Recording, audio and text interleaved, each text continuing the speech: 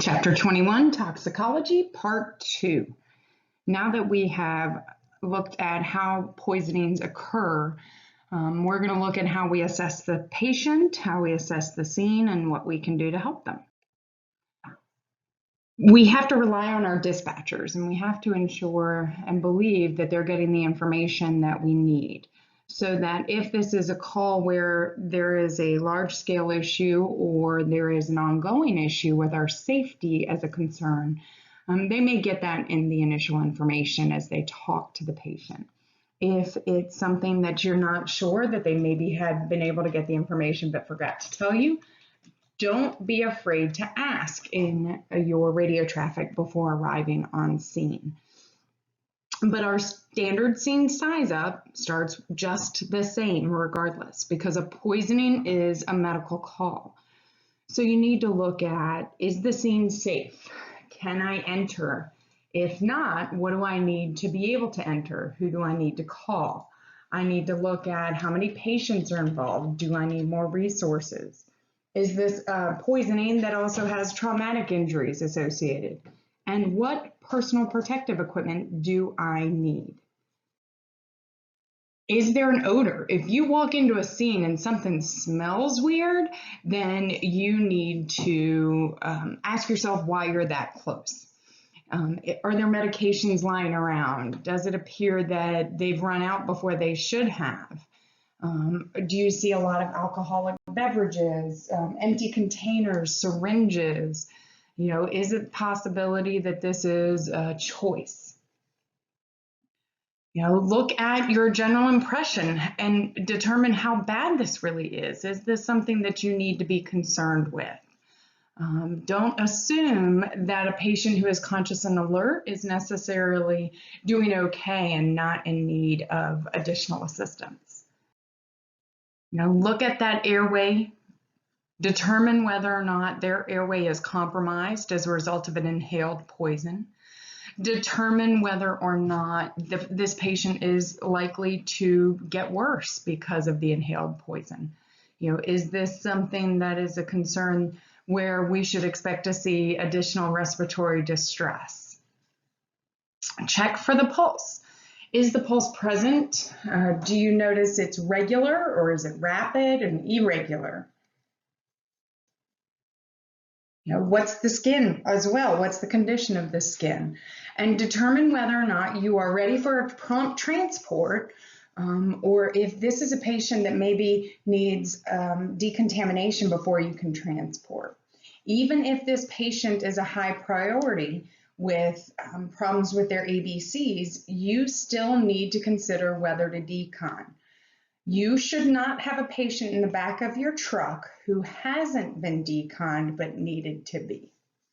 That presents a safety issue for you. Let's look at sample NO-PQRST if we can. If they're unresponsive, just like any other medical call, we'd start asking questions of bystanders, of friends, etc. Start finding out if anybody else has any signs and symptoms similar to our patients. Consider all of that. Ask what they were doing. Ask what led them to believe that this is a problem, what they've been exposed to that could be the poison. If they say, oh, I drank, etc., how much, what? Over what period of time were they exposed? Are we looking a long-term or a short-term? Did anybody attempt to perform an intervention, especially in drug overdoses now, where we see people who have Narcan? Have they already given it? Have they already taken the Narcan that they should have gotten? Or did they try some other intervention? How much do they weigh? Weight, think about it like alcohol. If you weigh more, you tend to be able to tolerate a higher level before you start showing the effects. And the same is with most drugs. Take care and do a physical examination. If it's an ingested drug, let's look in the mouth. Let's look at all of that. Let's consider whether or not there are injuries associated with that ingestion. If it's an injected drug, let's check the arms. Let's see if this is something that is a first injection, or do they show signs of injecting drugs before? Tolerance is another thing that will increase with additional exposures. Let's get the baseline vital signs as well. Just because this is a poisoning, we still need to get baseline vitals. We do a reassessment the same as we would anybody else. Our high priority means that we reassess every 5 minutes. A stable, low priority patient, we're going to reassess every 15. And we need to consider what the treatments are. Obviously, in most of our overdoses, our treatments are airway, breathing, and circulation, providing supplemental oxygen, suctioning, comfort, and transport. We need to consider whether or not we have appropriately deconned our patient. Have we flushed what we needed to? Have we stripped the patient down if necessary? And in those patients who have ingested a poison that meet the criteria to provide activated charcoal, are we doing so? And document. What did you find? What do you have with you? What did they say? Documentation in any scenario is important. Good documentation of what you saw, what you found, what you heard is going to help with continued patient care. So we need to make sure that we take care of that. So what emergency medical care do we provide? Well, scene safety, obviously, we've talked about that. If this is a patient who has ingested a poison, then we need to remove anything that might still be in their mouth. So using suction, if they have taken a bunch of pills, it's possible they'll still have fragments of the pills in their mouth. And we need to suction it out and clear that out. We've talked about with the powder, we need to brush and then flush 15 to 20 minutes. And with a liquid, we need to flush for 15 to 20 minutes. We assess our ABCs, airway, breathing, circulation, and provide appropriate treatment with oxygen, suction, airway adjuncts if needed, ventilation support as necessary. If there's trauma or bleeding, we need to treat that. We treat for shock, and we transport to the hospital. If we can give activated charcoal, remember, somebody who has not ingested something that burned going down. If whatever it is has caused burns or irritation around the mouth, in the back of the throat, we're not going to give activated charcoal because activated charcoal will likely cause the side effect of vomiting. We do not give activated charcoal to our patient who cannot protect their airway or swallow appropriately. If they need to ingest a drug for treatment, they need to be able to do so appropriately without causing further issue. We tend to carry activated charcoal in a pre-mixed suspension. It means that you have to shake it up. It's probably settled and separated. It's normally up to 50 grams of activated charcoal. The name that we tend to hear is Instachar or Actidose or Liquichar. We look at it and deliver it as 1 gram per kilogram of body weight. So a little med math here. You've got to be able to convert pounds to kilograms. But you can normally assume that most adults are going to get 25 to 50 grams, and most children are going to get 12.5 to 25 grams.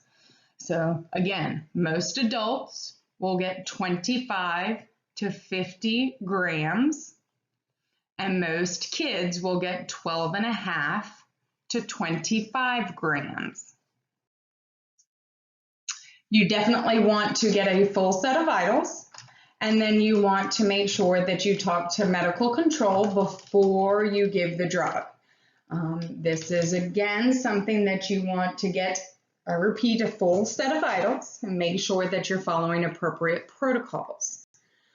You have to convince your patient to drink it, and it doesn't taste good. It's called activated charcoal for a reason. So you do need to be prepared for your patient to vomit. Remember, what we want the drug to do and what the goal is not to cause them to vomit, but it should bind to the poison and prevent the body from absorbing it. If your patient says, not doing it, no way, you can't force it. So what you need to do is you need to document the refusal to drink it and get them to additional care. In the hospital, they will either administer it through an NG tube or use other drugs to assist. So one of the things you should probably warn your patient about if they do take it is that it is likely to cause black stool.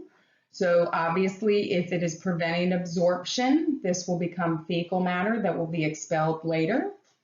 And you don't need the 911 call within, next couple of days about somebody who thinks something's wrong because they have black stools.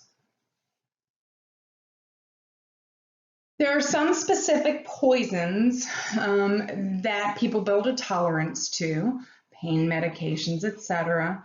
And as a result, you see patients who need to increase the amount that they are using, and so they end up having the potential that they increase it too much, and obviously are abusing it by taking more than they're supposed to. It's also important to assist in education and prevention in public outreach so that you can help recognize signs and symptoms, and also recognize that when people turn to injecting and abusing drugs through injection, they're actually increasing the likelihood of other infections and diseases such as HIV and hepatitis. We will get many calls for service for alcohol and individuals who have consumed too much or who, because of alcohol, now are facing traumatic injury or other issues. 1 in 10 deaths among working age adults in the United States are attributed to excessive alcohol use, which is an alarming statistic. Chronic alcohol abuse can cause damage to the liver. And this can also, not just from chronic, but binge drinking can cause damage to the liver as well. Binge drinking depends on the frequency and what they're actually doing. And unfortunately, you see binge drinking also associated with the use of other drugs sometimes. And it still helps a patient increase their tolerance too. Alcohol is a depressant of the central nervous system, which means it slows reaction time. It decreases activity and awareness, increases sleepiness, and slows reflexes. It can, in some people, cause aggressiveness, inappropriate behavior, combativeness, and it increases the effects of other drugs. So people who take alcohol and pain meds are going to see an increase of the impact of those drugs. They are going to interact to cause additional problems.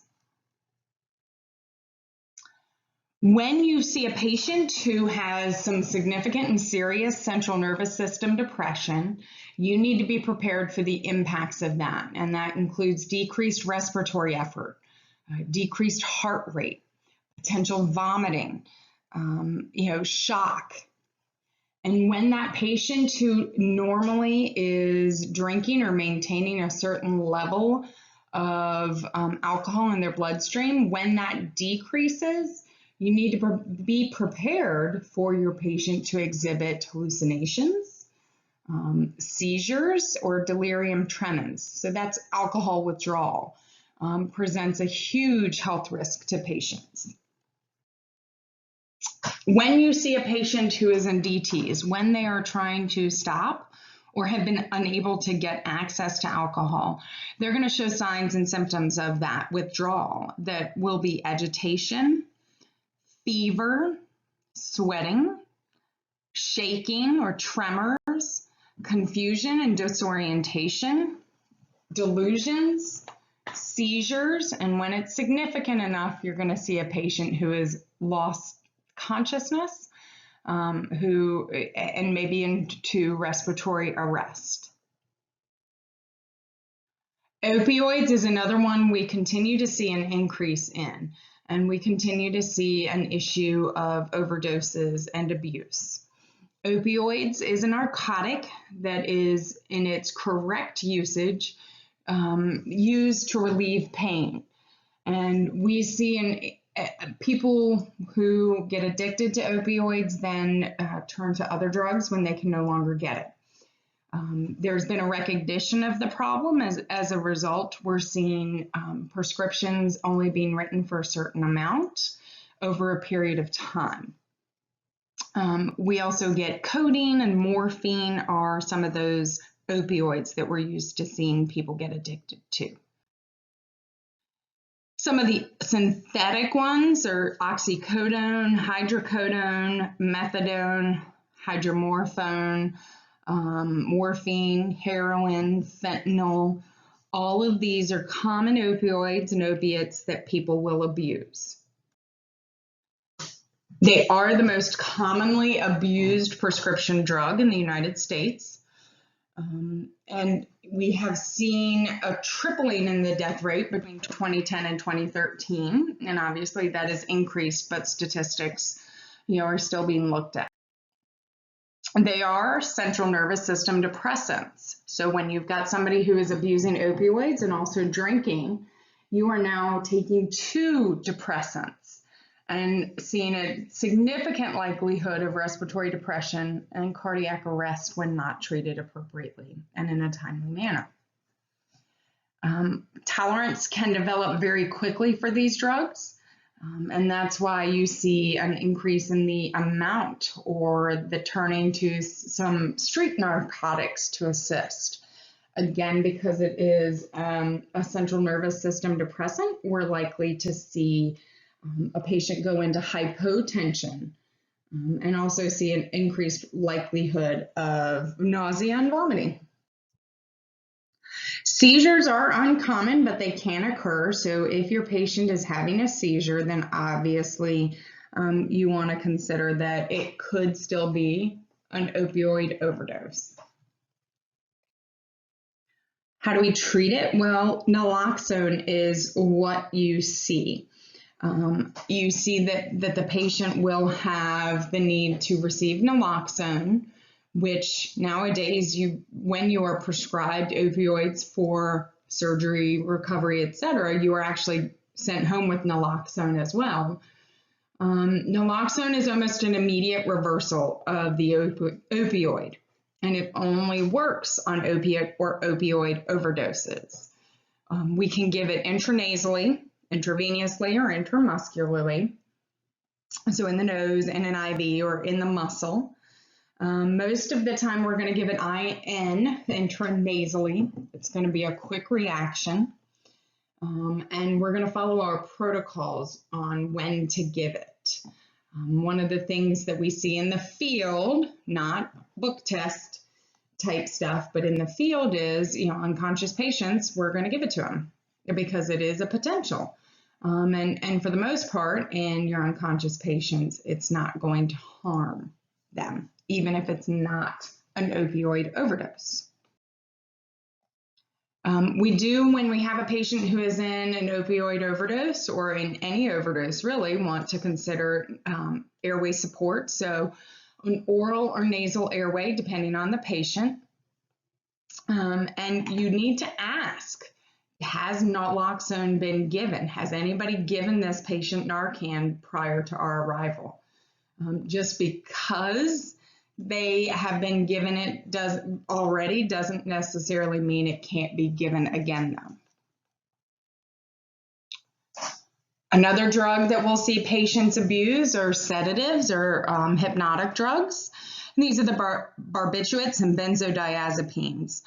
They're easy to obtain, fairly cheap. They too are depressants, meaning that you're going to see a slowing of the central nervous system, so reaction time, heart rate, respiratory rate.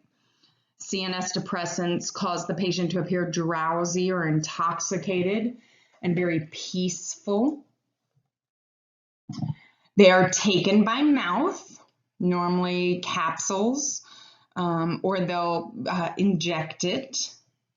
IV sedative drugs induce an increased tolerance very quickly. These are things like Rohypnol, so knockout drinks, roofies. Our goal here is, again, we can't get it out of the system, so we need to support the treatments. We need to support airway. We need to ventilate if breathing is decreased enough, and we need to ensure that we are transporting them quickly for additional treatment. Another drug we'll see patients abuse are inhalants. So these are going to be those things that aren't normally supposed to be inhaled. In fact, we talk about when we use some of these things to maintain appropriate airflow. But because of what they do, because of the reaction of the body, patients are going to abuse them and use them incorrectly. These are glues, cleaning compounds, gasoline and hydrocarbons, acetone, all inhaled inappropriately. And commonly this is an abuse we see by teenagers for how the body feels when it's happening. They can make patients be hypersensitive to the own adrenaline.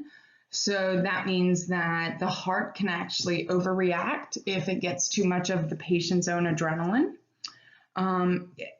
Walking may cause a ventricular dysrhythmia because of the energy that it takes. So the patients who have been huffing or have been inhaling, you need to put them on a stretcher. You need to keep them calm, and you need to make sure that you are trying to maintain a significant decrease of their heart rate and not try to stimulate them.